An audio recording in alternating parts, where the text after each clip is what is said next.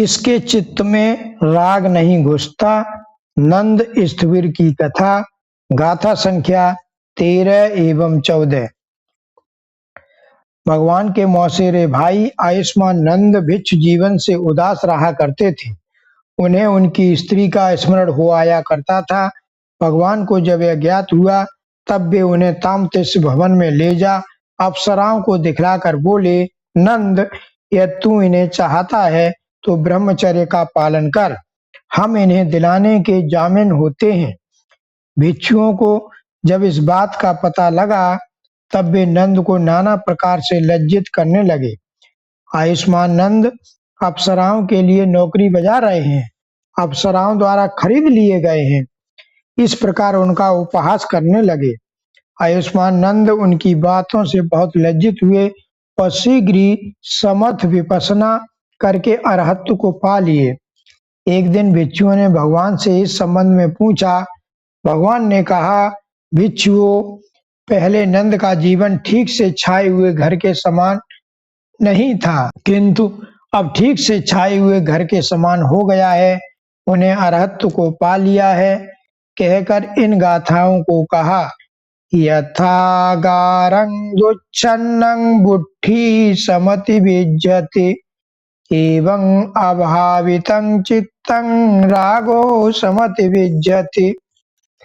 जैसे ठीक से न छाए हुए घर में वर्षा का जल घुस जाता है, वैसे ही ध्यान भावना से रहित चित्त में राग घुस जाता है। यथा गारं सुच्छन्नं बुद्धि न समति संविज्जति एवं स्वभावितं चित्तं रागो न संविज्जति। जैसे ठीक से छाए हुए घर में वृष्टि का जल नहीं घुसता है, वैसे ही ध्यान भावना से अभ्यस्त चित्त में राग नहीं घुसता। गाथा संख्या 15। चुंद सुकरिक की कथा। पापी शोक करता है। श्रावस्ती में चुंद सुकरिक नाम का एक गृहस्थ जीवन भर सुअरों को मारकर अंत में सुअर के समान चिल्लाते हुए मरकर अवीच नरक में उत्पन्न हुआ। जब भिक्षुओं को यह ज्ञात हुआ तब उन्होंने भगवान से पूछा। भगवान ने कहा, भिक्षुओं, प्रमत्त प्रव्रजित हो या गृहस्थ, दोनों जगह शोक को ही प्राप्त होता है। कहकर इस गाथा को कहा। इद सोचति पेच सोचति पापकारी उभयथ सोचति सो सोचति सो विहाति दिस्वा कम्म किलिमठ न मत्तनो। इस लोक में शोक करता है और परलोक में जाकर भी पापी दोनों जगह शोक करता है। वह अपने मैले कर्मों को देखकर शोक करता है, पीड़ित होता है। धार्मिक उपासक की कथा। पुण्य आत्मा प्रमोद करता है। गाथा संख्या 16। श्रावस्ती में एक धार्मिक उपासक जीवन भर पुण्य कर्मों को करके मरकर तुषित देवलोक में उत्पन्न। जब भिक्षुओं को यह ज्ञात हुआ तब उन्होंने भगवान से पूछा। भगवान ने कहा, अप्रमत्त प्रवर्जित हो या गृहस्थ, दोनों जगह प्रमोद ही करता है। कहकर इस गाथा को कहा। इध मोदति पेच मोदति कत पुण्यो विहत्थ मोदति सो मोदति सोपमोदति दिस्वा कम्म विशुद्धि मत्तनो।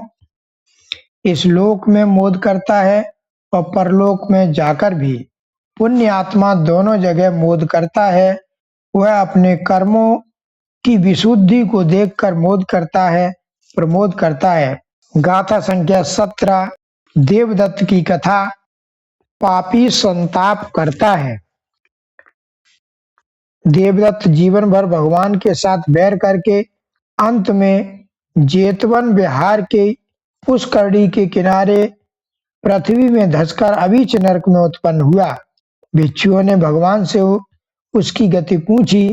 भगवान ने कहा, भिक्षुओं, देवदत्त अवीच महानरक में उत्पन्न हुआ है। जो कोई प्रमाद के साथ बिहरने वाला प्रव्रजित हो या गृहस्थ, दोनों जगह संताप ही करता है। कहकर इस गाथा को कहा।